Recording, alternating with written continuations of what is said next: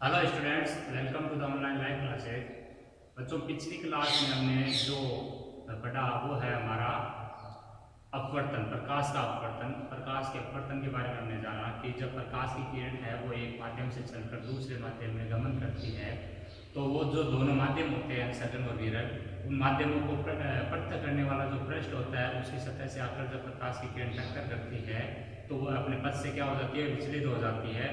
और उसके विचलन का जो कारण होता है मेन वो है आपके उसकी चार्ज में परिवर्तन आ जाना, यानी उसकी जो वेग है वो चेंज हो जाता है एक माध्यम से दूसरे माध्यम में जाने पर, तो वो घटना कहलाती है प्रकाश का अपवर्तन। ठीक है। उसके बाद में हमने अपवर्तन के जो नियम है उसके बारे में अध्ययन किया कि अपवर्तन का जो पहला नियम है वो वही है जो परावर्तन में होता है कि आपतित किरण, अपवर्तित किरण और आपतन बिंदु व अभिलंब सभी एक ही तल में होते हैं। दूसरा नियम हमने ये पढ़ा जिसे हम स्नेल का नियम कहते हैं, जिसके अनुसार कि किसी एक निश्चित रंग और निश्चित माध्यम के लिए है आपका जो आपतन कोण की ज्या यानी साइन आई और अपवर्तन कोण की ज्या यानी साइन आर का अनुपात एक निश्चित मान होता है जिसे हम माध्यम का अपवर्तनांक कहते हैं, उसको म्यू से प्रदर्शित करते हैं। म्यू बराबर हो जाता है sine I upon sine R. अब माध्यम 2 का माध्यम 1 के सापेक्ष अगर अपवर्तनांक ज्ञात करना है तो वो म्यू 2 से प्रदर्शित होगा, उसे हम आपके v1 अपॉन v2 लिख सकते हैं। यही अगर माध्यम 1 का माध्यम 2 के सापेक्ष अपवर्तनांक ज्ञात करते हैं तो वो म्यू 1 2 होगा, उसको हम v2 अपॉन v1 लिख सकते हैं। इसके अलावा बच्चों हमने जो अपवर्तन है उसमें जो अपवर्तनांक का मान है वो विभिन्न पदार्थों के लिए ज्ञात किया था। जैसे हमारा जो निर्वात है उसका अपवर्तनांक कितना होता है, वायु का अपवर्तनांक कितना होता है, पानी का अपवर्तनांक क्या, हीरे का अपवर्तनांक, कार्बन डाइऑक्साइड, कार्बन, इन सभी चीज़ों का हमने अपवर्तनांक के लिए एक टेबल है वो जनरेट की। इसके बाद में ये भी हमने पढ़ा कि जो आपका सबसे ज़्यादा जो आपके यहाँ पर अपवर्तनांक का मान होगा वो किसका होगा, तो जो विबग्योर अपना है या विबग्योर जो आपका यानी प्रकाश के जो 7 रंग है उस सूत्र से भी हम याद रख सकते हैं कि अपवर्तनांक का मान किसका सबसे ज़्यादा होगा। तो वी का अर्थ है वॉयलेट एंड बैंगनी और आर का अर्थ है यहाँ पर लास्ट में रेड। तो वॉयलेट रंग जो है उसका अपवर्तनांक जो बताया था वो सबसे अधिक और लाल रंग का अपवर्तनांक क्या बताया था सबसे कम होता है।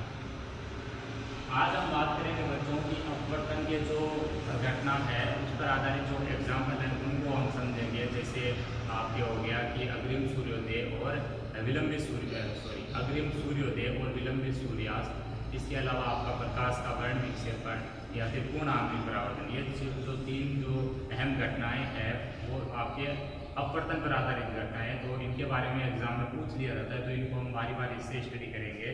तो हमारा आज का जो मेन हेडिंग है वो है 1 नंबर अग्रिम सूर्योदय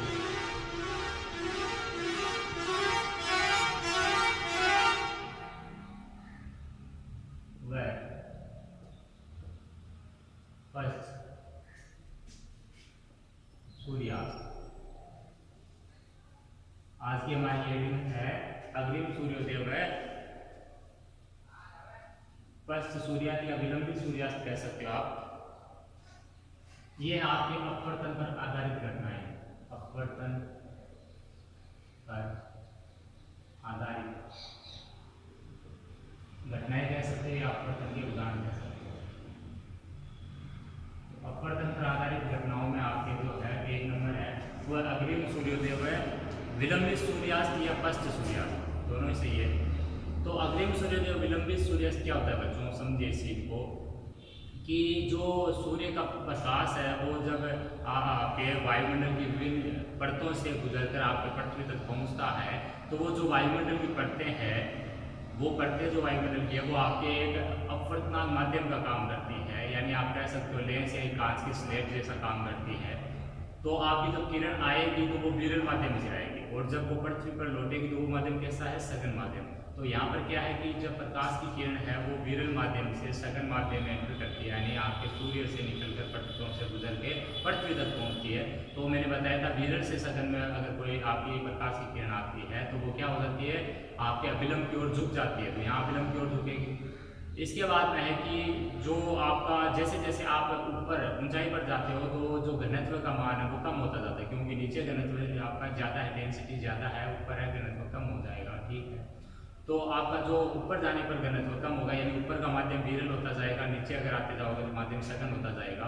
तो यहाँ पर विरल से सघन में जब प्रकाश की किरण आती है, यानी सूर्य से किरणें निकल कर आती है, तो वो जो अपने अभिलंब से टकराने की बचा अभिलंब की ओर वहाँ पर झुक जाती है, अभिलंब की ओर मुड़ जाती है, उनका झुकाव अभिलंब की ओर हो जाता है। तो उस कंडीशन में क्या होगा कि जब सूर्य है वो आपके क्षैतिज है, आपका क्षैतिज जो आपका एक पृथ्वी का जो क्षैतिज स्तर है, वहाँ से जब सूर्य नीचे होता है तो हमें ऐसा आभास होता है कि सूर्योदय हो गया। ऐसे ही जब सूर्य छिप जाता है तो भी हमें ऐसा आभास होता है कि अभी भी सूर्य छिपाने यानी विलंबित सूर्यास्त दिखाई देता है। और सूर्य जब उदय नहीं होता तो उससे पहले भी हमें ऐसा आभास होने लग जाता है कि सूर्योदय हो गया। तो यानी सूर्य उदय होने से पहले ही हमें सूर्योदय का आभास होना और सूर्यास्त होने के बावजूद भी हमें सूर्य अस्त नहीं हुआ है ऐसा आभास होना, ये किस पर आधारित घटना है? ये है आपके प्रकाश के अपवर्तन पर आधारित घटना। इसमें आप देख सकते हो कि जब सूर्योदय होने लगता है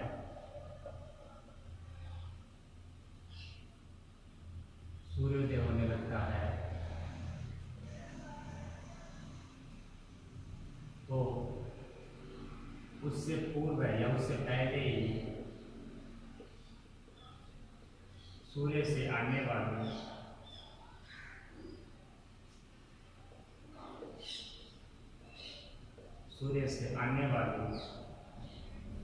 किरणें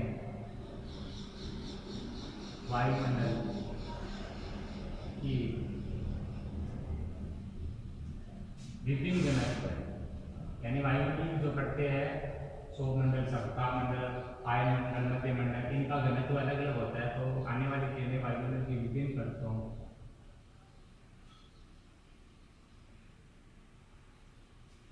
जिनका घनत्व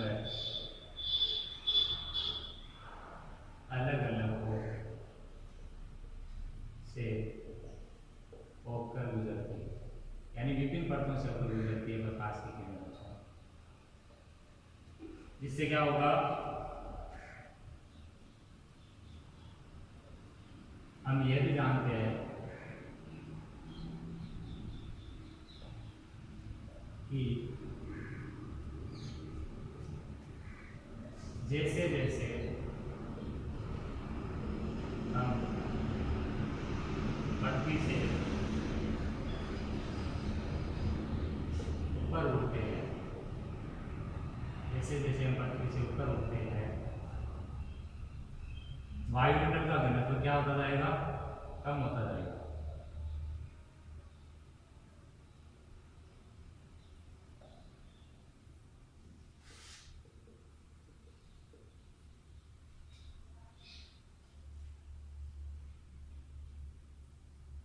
अतः सूर्य से आने वाली किरणें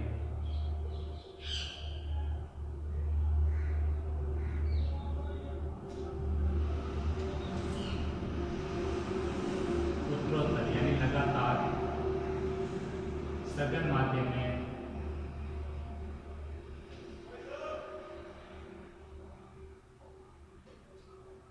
प्रवेश करती है,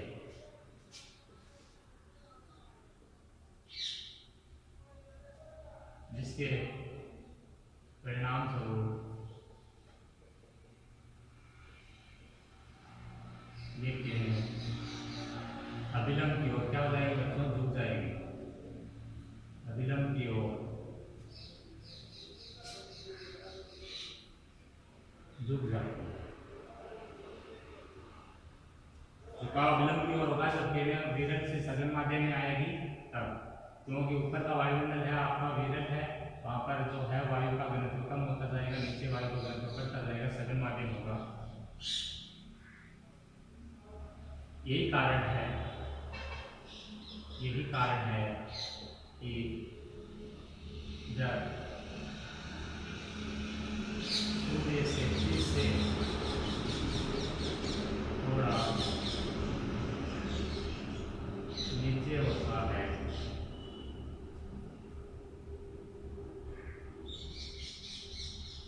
क्षैतिज से थोड़ा नीचे होता है तभी हमें दिखाई देने लग जाता है।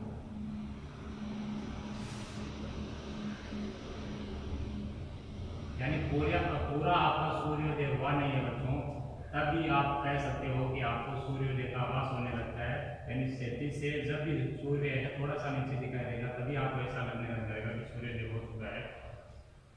ये होता है आपका अपवर्तन दिखा है। ठीक इसी कारण से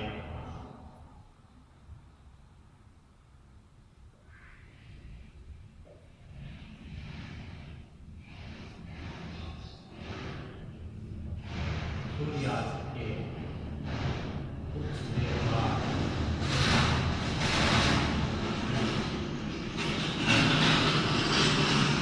सूर्य दिखाई देता है।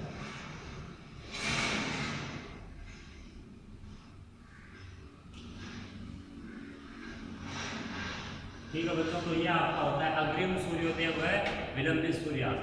दोबारा समझिए कि जो वायुमंडल आपका जो वायुमंडल है उसमें जो ऊपर का जो भाग है वो विरल माध्यम है, नीचे का जो भाग है वो सघन माध्यम है। तो प्रकाश की किरणें जब वायुमंडल में आती है तो विभिन्न परतों से होकर गुजरती है और विभिन्न परतों का अलग अलग घनत्व होता है।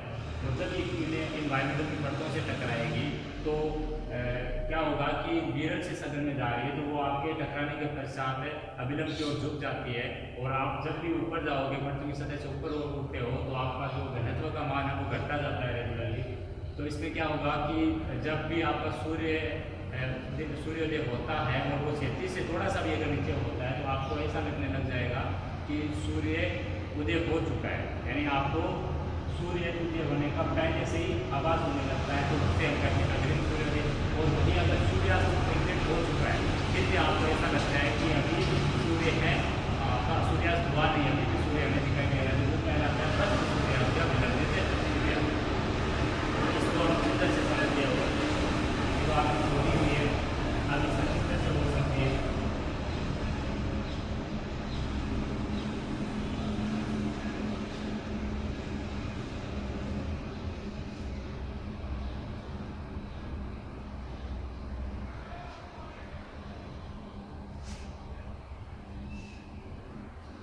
चित्र देखिए बच्चों इसका।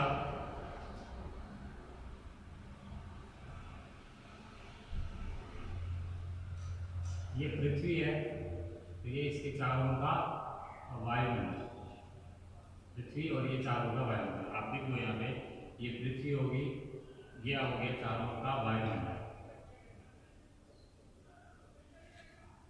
पृथ्वी है, यहाँ पर आपका अन्वेषक। अन्वेषक यानी कोई जो व्यक्ति है जो इस चीज का अवलोकन कर रहा है वो यहाँ पर अन्वेषक हमने पृथ्वी पर कोई मान लिया है। अब देखिए इसमें क्या होगा कि अपने ये जो क्षैतिज स्तर है वो यहाँ पर मुख बना लेते हैं। ये पृथ्वी का जो क्षैतिज स्तर है, ये जो पृथ्वी की जो आपके ये यहाँ पर परिधि है वहाँ से हम इसकी परिधि से होकर जो स्पर्शरेखा होती है ना, इसी टाइप से हम स्पर्शरेखा इसको गुजार रहे हैं। तो वो आपका क्या है, यहाँ पर एक क्षैतिज स्तर बनाया हमने। ये आपका क्षितिज कह सकते हो या क्षैतिज स्तर, ये क्षितिज आपका। अब क्या होगा कि मान लीजिए कि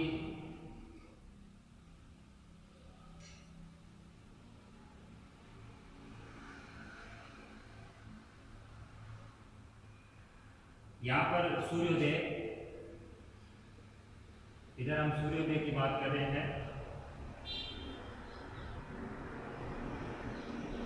और दोनों स्थितियां ले रहे हैं, वास्तविक भी और आभासी भी। ये आपकी मान लीजिए आप आभासी स्थिति है, ये वास्तविक स्थिति है।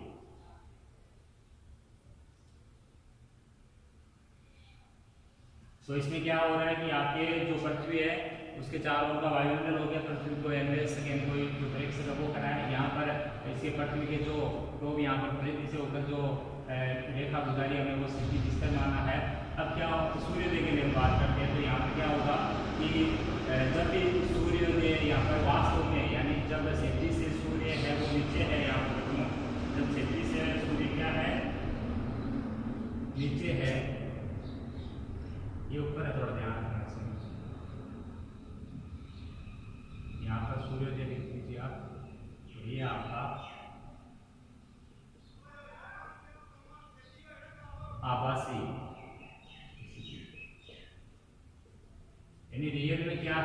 कि जो सूर्योदय है वो आपका अभी हुआ नहीं है, क्षितिज से सूर्य है वो नीचे है, लेकिन आपको आभास क्या होगा कि वाकई में सूर्य उदय हो चुका है, ये आपकी आभासी स्थिति है। तो यहाँ से आप इसको एरो करके लिख सकते हो, ये आभासी स्थिति है, ये आपका क्षितिज स्तर हो गया और ये आपकी वास्तविक स्थिति है। ये इधर देखिए, अब सूर्यास्त के लिए हम बात करते हैं। यहाँ क्षितिज से हम सूर्यास्त को समझ रहे हैं। अब ऊपर अगर सूर्य है और एक बार नीचे, नीचे जो है वो वास्तविक स्थिति है, नीचे वास्तविक स्थिति है बच्चों,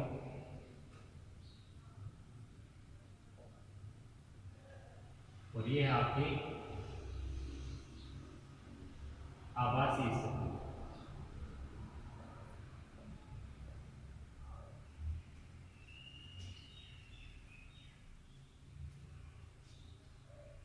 और चित्र है ये आपका वायुमंडलीय अपवर्तन का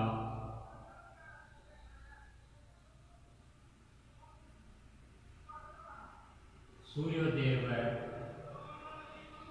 सूर्यास्त पर प्रभाव। तो इसमें क्या हो रहा है कि जब सूर्य है वो सूर्योदय अपना हो रहा है, वो सूर्य है वास्तव में जो क्षितिज से नीचे, फिर भी हमें ऐसा महसूस हो रहा है कि सूर्य है उदय हो चुका है, उसकी आभासी स्थिति है, सूर्य उदय होने की आभासी स्थिति है। इसमें है आपका ये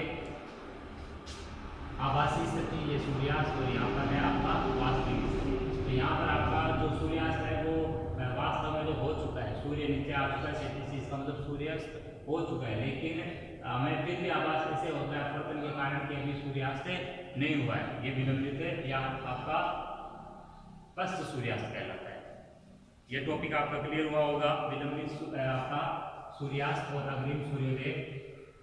अब हम अगला जो है आपका अपवर्तन पर आधारित घटना उसको ले रहे हैं, वो बहुत ज़्यादा इम्पोर्टेंट है, वो है आपका पूर्ण आंतरिक परावर्तन, टोटल इंटरनल रिफ्लेक्शन।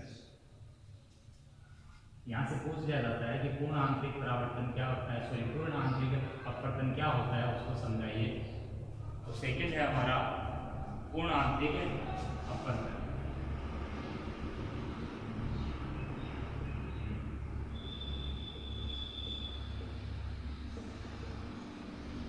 बच्चों पूर्ण आंतरिक अपवर्तन क्या होता है इसको समझिए कि अभी जो अपने घटना थी उसमें प्रकाश विरल से सघन माध्यम में आ रहा था।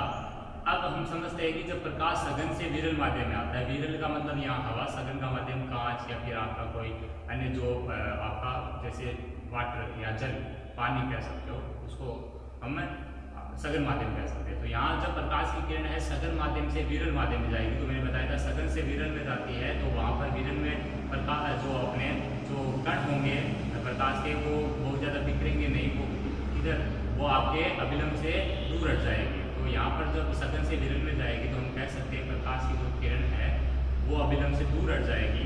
इसके बाद हम क्या करेंगे, जो अपना कोण है, आपतन का कोण है, सघन से विरल माध्यम में जो किरण जा रही थी तो उसका जो आपतन का कोण बन रहा था अभिलंब के साथ में आपतित किरण का, उस कोण को हम धीरे धीरे क्या करते हैं बच्चों, बढ़ाते हैं।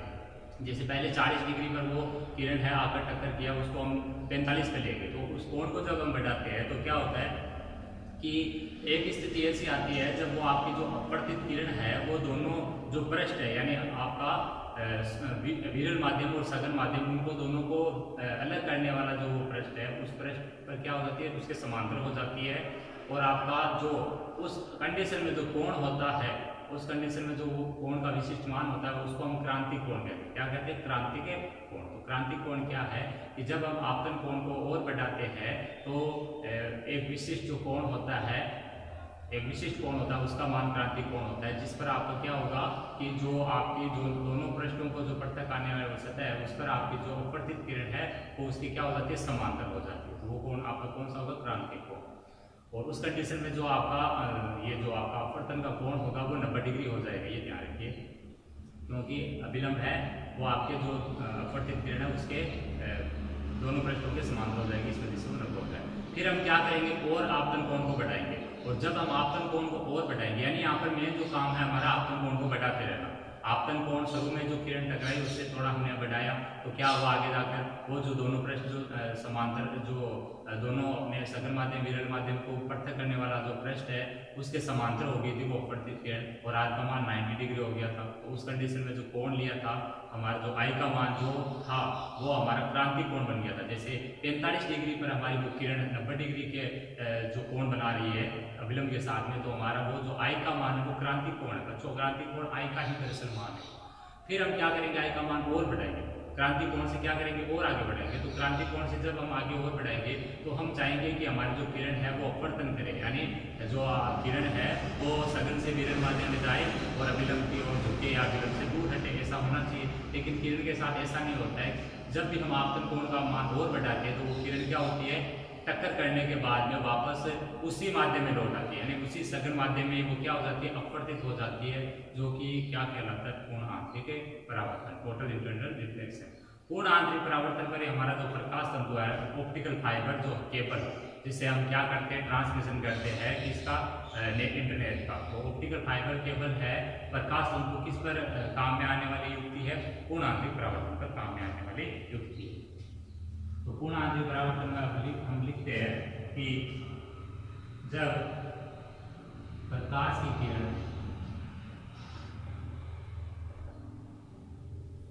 सघन माध्यम से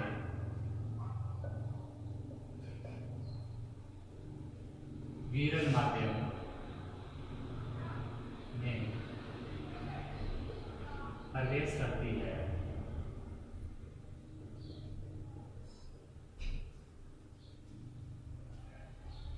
तो अपवर्तन के पश्चात अभिलंब की ओर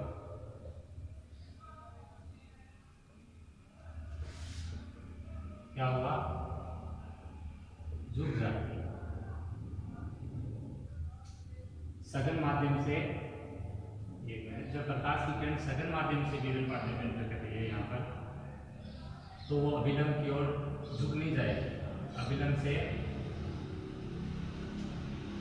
दूर हट जाए। क्या लिखना है यहाँ पर आपको, अभिलंब से दूर हट जाती है।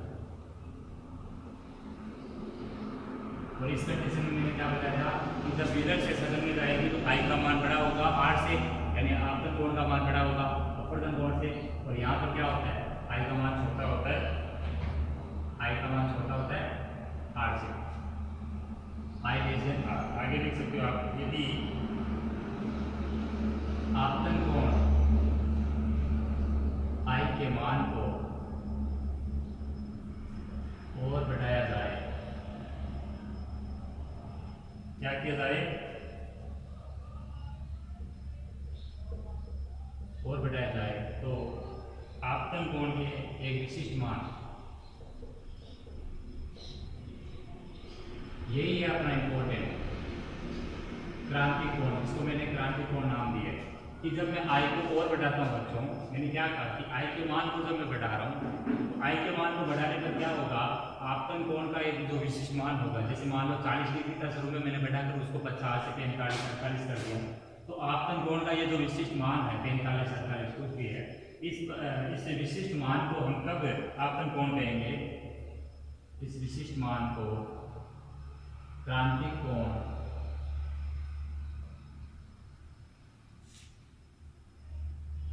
कहते हैं।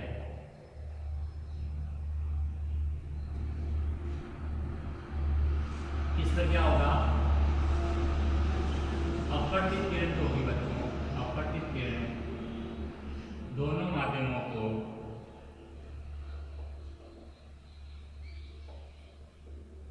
पृथक करने वाले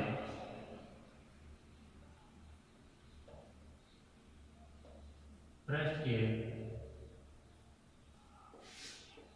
समांतर हो जाती है, पृथक करने वाले पृष्ठ की क्या हो जाती है, समांतर हो जाती है।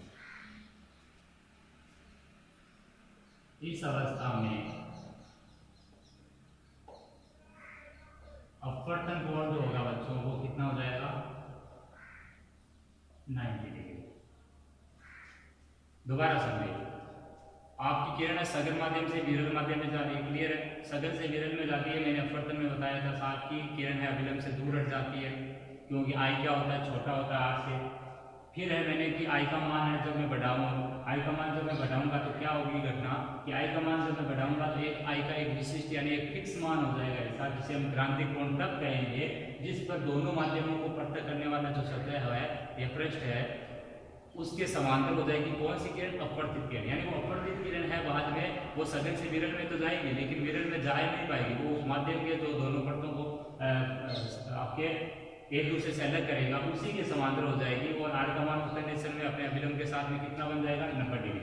आर 90 डिग्री इसका मतलब आई का जो मान है वही क्रांतिक कोण है। क्लियर हो रहा है? आर 90 डिग्री मतलब है दोनों जो आपके सघन माध्यम विरल माध्यम जो पृथक हो रहे हैं उसी पर समांतर जो सघन और विरल को पृथक करने वाला पृष्ठ है उसी पर अपवर्तित किरण आ जाएगी। अपवर्तित किरण उस पर आने का मतलब आर 90 हो गया, आर 90 हो गया, लेकिन आई का भी कुछ मान रहा होगा। आई का उस कंडीशन में आप चांदे से या फिर प्रकार से जैसे भी मापोगे ना मान वही आपका क्या बन जाएगा, क्रांतिक कोण बन जाएगा। नेक्स्ट आगे देखते हैं। अब हम और क्या करें, वापस कोण को और बढ़ाएं। अब यदि आपतन कोण को और आगे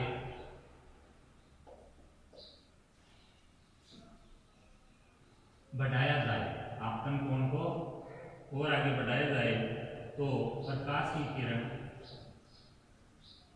किरण क्या करेगी, विरल माध्यम में नहीं जाएगी, सघन माध्यम में क्या हो जाएगी, अपवर्तित हो जाएगी, उसका परावर्तित हो जाएगा, उसका पूर्ण आंतरिक परावर्तन उसी चीज को होंगे।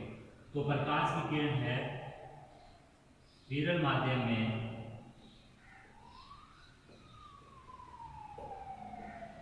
अपवर्तित होने के स्थान पर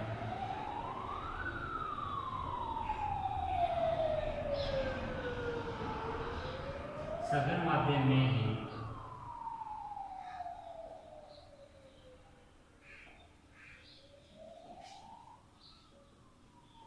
परावर्तित हो जाती है।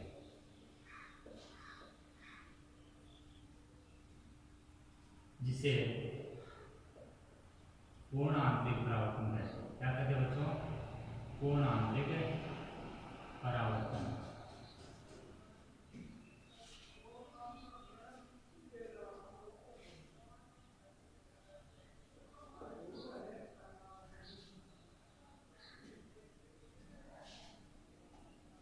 इसे हम पूर्ण आंतरिक परावर्तन कहते हैं।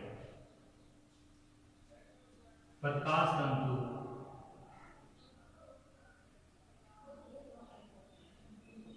ने इसी पूर्ण आंतरिक परावर्तन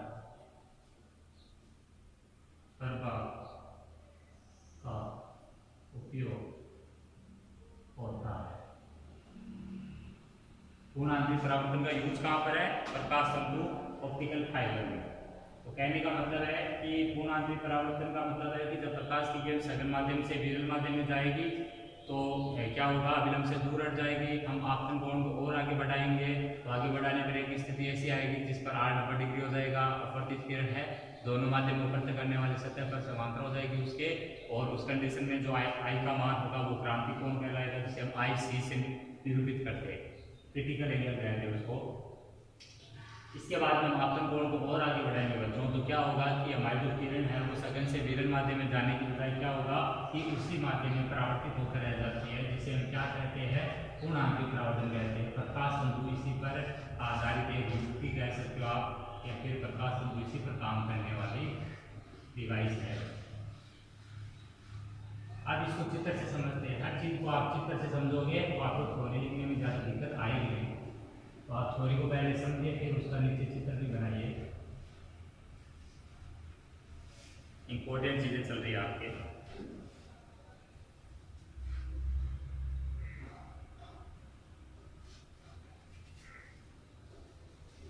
यहाँ पर आपको अपनी कॉपी में जब बनाओगे तो यहाँ पर नीचे, यहाँ पर जैसे मैं डॉट डॉट कर रहा हूँ ऐसे आपको यहाँ पर पेंसिल से क्या करना है, थोड़ा सा ऐसे घिस देना है। ठीक है बच्चों, आप कॉपी में यहाँ पर टाइप से थोड़ा सा उसको घिस के बनाओगे।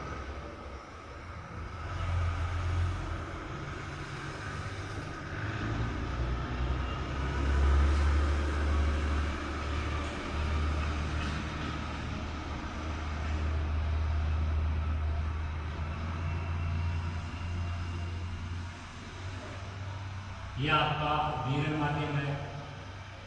कौन सा माध्यम है? विरल माध्यम, जिसे हम हवा के तौर पर काम में लेंगे। यह आपका सघन माध्यम है,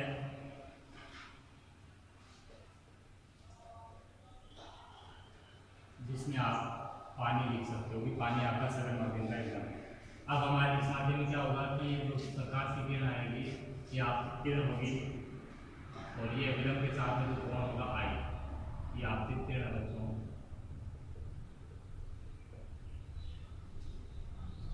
ये टक्कर करने के बाद में क्या हो जाएगी, पहले तो इसका परावर्तन होगा, अपवर्तन होगा, तो आई का मान यहाँ पर छोटा रहेगा, आर का मान बड़ा रहेगा। ये ध्यान रखिए, आर यहाँ पर अपवर्तित कोण, ये अपवर्तित किरण,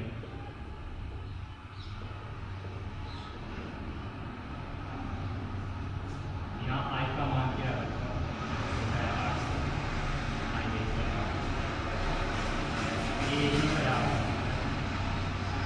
सेकेंड है आपका इसमें। अब की बार हम क्या कर रहे हैं, कोण को बढ़ा रहे हैं। ये विलंब है आपका, ये विलंब हो गया आपका। फिर से आपतित किरण है, उसके आपतन कोण को थोड़ा सा हमने बढ़ा दिया इसके बाद, तो क्या होगा कि ये जो अपवर्तित किरण हो जाएगी वो इसी पर आ जाएगी, और ये कोण कितना हो जाएगा? 90 डिग्री। ये कोण 90 डिग्री हो जाएगा, आर बराबर। ये आपतित किरण है,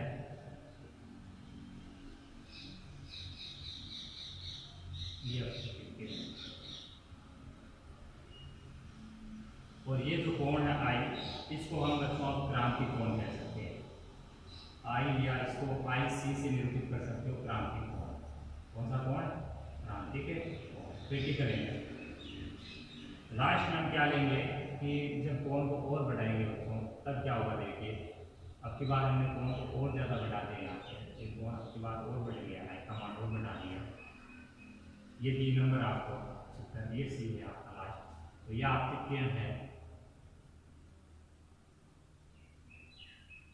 यहाँ पर अब की बार क्या होगा कि जब आई का मान और बढ़ाएंगे तो अब की बार किरण है उसका अपवर्तन में होकर इसी माध्यम में वापस लौट आएगी। ये अपवर्तित किरण, कौन सी किरण है? अपवर्तित किरण है ये आपके, और ये इसने विलंब के साथ में जो कोण बनाया है वो आपका आर है। ये कहलाता है पूर्ण आंतरिक परावर्तन। यही चित्र है आपका लास्ट में, जो पूर्ण आंतरिक परावर्तन की घटना को क्या कर रहा है? अंजाम तक पहुंचा रहा है। यह आपका विलंब है,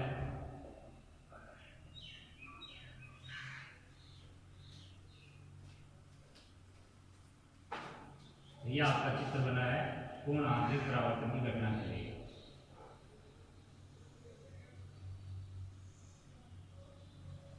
ठीक है, चित्र समझ में आया होगा बच्चों। यह आपका जो है अपवर्तक सतह या अपवर्तक पृष्ठ हो गया एक, यह विलंब हो गया, यह आपतित किरण है, ये सघन माध्यम है, ये विरल माध्यम, विरल माध्यम हवा है, सघन माध्यम पानी है।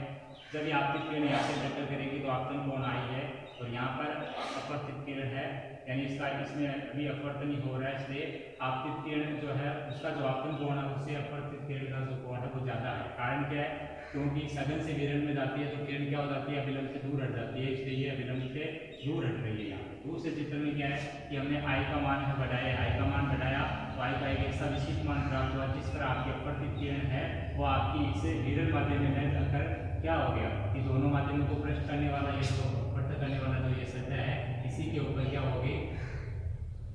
समांतर होगी। इसी की क्या होगी? समांतर। तो आर का मान कितना हो जाएगा? 90 डिग्री। आर का मान 90 डिग्री, अपवर्तित किरण आर का मान 90 डिग्री।